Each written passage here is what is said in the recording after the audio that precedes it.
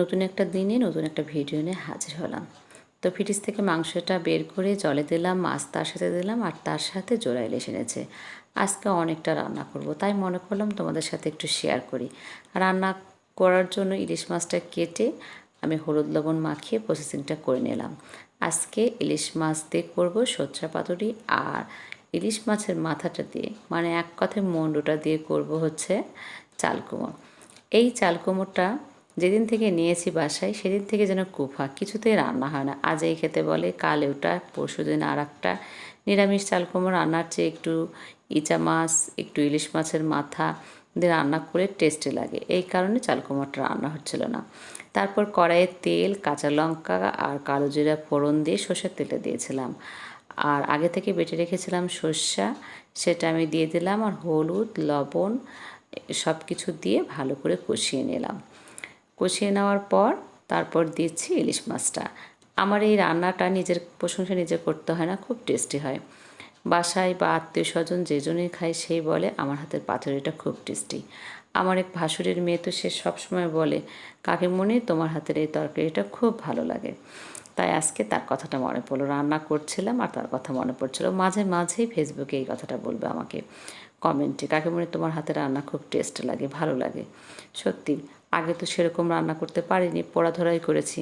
তবে চেষ্টাটা সবসময় করে যেতাম যে রান্না করে সবাইকে একটু পেট ভরে ভালো করে খাওয়াবো, আর সবাই আমার একটু প্রশংসা করবে। প্রশংসাটা করুক বা না করুক সেটা বড় কথা না, কিন্তু যখন সবাই খেয়ে বলবে ভালো, তখন নিজেরটা অনেক শান্তি লাগে। একটা রান্না করতে, রান্নার পিছনে কিন্তু অনেকটা পরিশ্রম করতে হয়। জিরা বাটো, আদা বাটো, কটু, সব কিছু নিয়ে আবার সে আমি ঘেমে ধুয়ে ক্লান্ত, গরমের মধ্যে রাঁধতে হয়। তোমার ফ্যান চলবে না, কিচ্ছু না। এখন তো তাও গ্যাস আছে অনেক রকম। আগে তো খড়িতে রান্না করতে হতো, একদম নিষ্ঠাভাবে বসে থাকতে হতো। আর এখন তো গ্যাসের জালটা কমিয়ে ঘরের অনেক কাজ করা যায়। তোমাদের সাথে কথা বলতে বলতে দেখো আমার সর্ষে পাতুরিটা হয়ে গেছে।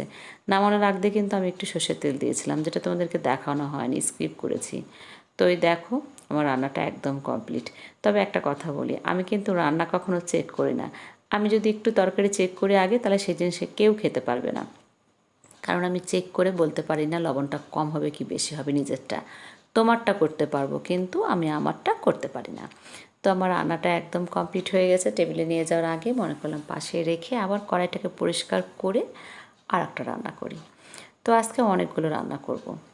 জানো, এই একটা মানুষ সবাই আমাকে আলসে বলতো, কাজ পারতাম না, মানে অনেক রকম কথা শুনেছি, ছোটো থেকে বড় হয়েছি।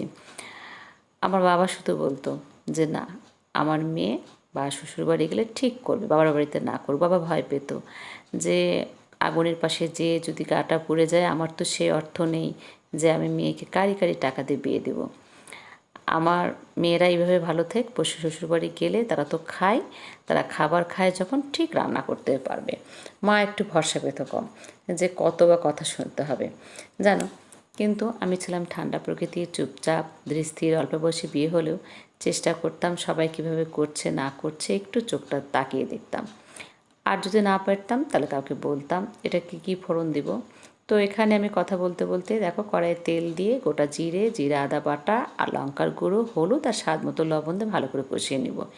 এই মাছটাতে আমি কোনো আলু দিব না, একটা সাইড তরকারি করতে হবে। একটা মাছ দিয়ে কাউকে খেতে দেওয়া যায় না, তাই মনে করলাম পাশে আর একটা মাছের তরকারি করি। তার জন্য একটু গায়ে গায়ে একটু গরম মশলাও দিব নামানোর আগে, দিয়ে একটু মনে করো এটা ঝালই বলো বা যেটাই বলো সেই ধরনের একটা খাবার রান্না করলাম। তো আমার রান্নাটা প্রায় হয়ে এসছে, দেখো ঝোল প্রায় ফুটো হয়ে এসছে। এখন আমি মাছটাকে ছেড়ে আর একটু ফুটিয়ে নামিয়ে নেব। এখানে কোনো কিচ্ছু দেবো না, যে ময়দা বা কর্নফ্লাওয়ার বলো যেটাই বলো, কিচ্ছু দেবো না। ওই জিরা আদা যেটুক দিয়েছি ওইটুকুর মধ্যেই হয়ে যাবে আমার রান্নাটা। তবে কি জানো, এই মাছটা কিন্তু আজকে আমি খাইনি, আমি খেয়েছি ইলিশ মাছটা। ইলিশ মাছটা দুর্দান্ত টেস্টি হয়েছে। এই মাছটা কেমন টেস্ট হয়েছে জানি না, তবে সবাই বললো ভালো হয়েছে, এই পর্যন্তই। আমি খাইনি তাই বলতে পারিনি। তারপর আবার কড়াইয়ে তেল, কালো জিরা, কাঁচা লঙ্কা ফোড়ন দিয়ে এখন দিব সেই আমার কুসার চাল কুমড়ো। খুব চিন্তা করলাম, অনেক দিন ধরে ফ্রিজে পড়ে আছে, তারপর ফ্রিজের বাইরে গড়াগড়ি খেলো, তারপর আজকে আমি রান্না করছি। খুব টেনশানে ছিলাম যে চাল কুমড়োটা ইলিশ মাছটা দিচ্ছি, এই ইলিশ মাছটা আমার নষ্ট হবে কিনা। অন্য কোনো মাছ দিলে কোনো দুঃখ ছিল না, কারণ ইলিশ মাছের প্রচণ্ড দাম।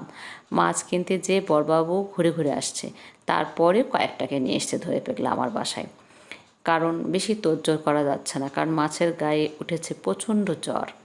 তারপরেও যে সে নিয়ে এসছে, এটাই আমার জন্য কপাল যাকে বলে। তো আর কি করার, খাবো তো শেষে এক পিস, কিন্তু তার জন্য বহুত খাটনি। তো কোমরটা রান্না করছে আর খুব চিন্তা করছে, এই কোমরটা আমার মনে হয় মান সম্মান ডোবাবে। এই কোমরটা না রান্না করলেও পারতাম। এই করতে করতে এই দেখো আমার কোমরটা প্রায় হয়ে এসছে। ইলিশ মাছের কাটাকুটা দিয়ে দিলাম। আর কোমরটাকে কিন্তু আমি একটু হালকা প্রেশারে ভাপতে নিয়েছিলাম, যেহেতু কয়দিন ফ্রিজের বাইরে, ফ্রিজে একটু গড়াগড়ি খেয়েছে, নিশ্চয়ই একটু শক্ত হয়েছে। কিন্তু তবে একটা কথা বলবো কি, দাদাভাই আমাকে কোমরটা খুব ভালো দিয়েছে। গ্রামের লোক, তাই গ্রাম থেকে এসে কিছু সবজি নিয়ে আসে আর আমার বাড়ির নিচে হাঁটাচলা করে। আমি বলি আপনি কলিং বেল টিপবেন, আমাকে ডাকবেন, আমি এসে আপনার কাছ থেকে নিয়ে যাব। তো ওনার তাল খেয়েছি, তালগুলো খুব টেস্টি। এবার চাল কুমড়ো খেলাম, চাল কুমড়োটাও খুব ভালো। এর বাদেও আমি ওনাকে অর্ডার দিয়েছি যে আপনি আমাকে কিছু কচুর হলো মাথা নিয়ে আসবেন, মানে শোলা কচুর ডাল নিয়ে এসে দেবেন। তো কথা দিয়ে গেছে, কিন্তু এখনও আসেনি। আমি বলছি যখন তখন পারেন আপনি নিয়ে আসবেন, ইলিশ মাছের মাথা দিয়ে খাবো। বলছে ঠিক আছে বৌদি, এনে দেবো। তবে এখন আর কিছুদিন হলো লোকটাকে দেখছি না, এখন কোথায় যে গেল, আমার কচুর ডালের তলে পড়ে জীবনটাই গেল নাকি জানি না গো। তারপর দেখো পেঁয়াজ দিয়েছি, হলুদ, জিরা, আদা, স্বাদ মতো লবণ, সব কিছু দিয়ে ভালো করে কষিয়ে নিচ্ছি। এখন করব এই মুরগিটাকে রান্না। মুরগিটাকে একদম কষা কষা লাল লাল ঝোল করব। আজকে সব রান্নাই করেছি। একজন কমেন্টে আমাকে বলেছে যে আপনি তেল ব্যবহার করছেন বেশি। আমি খুব একটা তেল ব্যবহার করছি না, তারপরেও তিনি বলছে তার খুব নাকি তেল ব্যবহার করছি, তার নাকি খেতে সমস্যা হবে। কোনো সমস্যা হবে না, নিঃসন্দেহে খেতে পারবে। তুমি চলে আসবে আমার এই রান্না খেতে, তোমাকে নেমন্তন্ন। তুমি আসলে পরে খুব খুশি হব রবিউল। আমার গৃহশিক্ষক, তার কথাটা না বললেই নয়, তাই বললাম। তো তারপর আমার রান্নাটা একদম কমপ্লিট। এই দেখো লাল লাল মুরগির ঝোল, তার সাথে করেছি এই যে ঝাল, একদম কষা কষা মাছের ঝোল, তার সাথে সর্ষে পাতুরি, আর তার সাথে করেছে চাল কুমড়োর ঘন্ট। এভাবে আজকের দিনটাকে সাজিয়ে নিলাম। কেমন লাগলো? যদি ভালো লাগে থাকে লাইক, কমেন্ট, শেয়ার